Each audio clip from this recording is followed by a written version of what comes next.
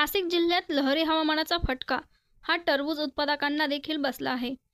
येवला तालुक्यातील धामणगाव या ठिकाणी कधी कडाक्याची थंडी तर कधी पडणारे ऊन यामुळे टरबूज फळांना चिरा गेले असून निम्म्याहून उत्पादन घटले आहे। त्यामुळे शेतकऱ्याला लागवड खर्च देखील फिटणे आता मुश्किल झाले आहे।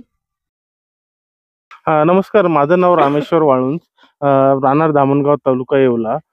मी एक टरबूज उत्पादक शेतकरी आहे। एक 60 ते 65 दिवसापूर्वी मी कलिंगडाची लागवड केलेली होती। माझ्या 2 एकर क्षेत्रामध्ये 12,000 रोपे मी लावलेली होती। परंतु सतत कधी अचानक पडणारा पाऊस आणि अचानक वाढणारे टेम्परेचर, कधी एकदम टेम्परेचर खाली जातं, त्यामुळे माझ्या टरबूजाच्या वाढीला मोठ्या प्रमाणात नुकसान झालेली आहे। माझं अपेक्षित उत्पन्न 40 ते 45 टन येत होतं, परंतु यावर्षी 20 टनापेक्षा सुद्धा कमी आलेलं आहे।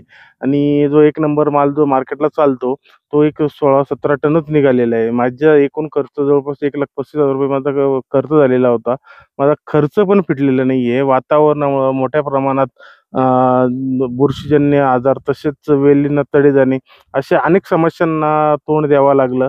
आणि उत्पन्न न निघाल्यामुळं इथून पुढे टरबूज करावे की नाही हीच एक चिंतेची गोष्ट आमच्या पुढं झाली आहे।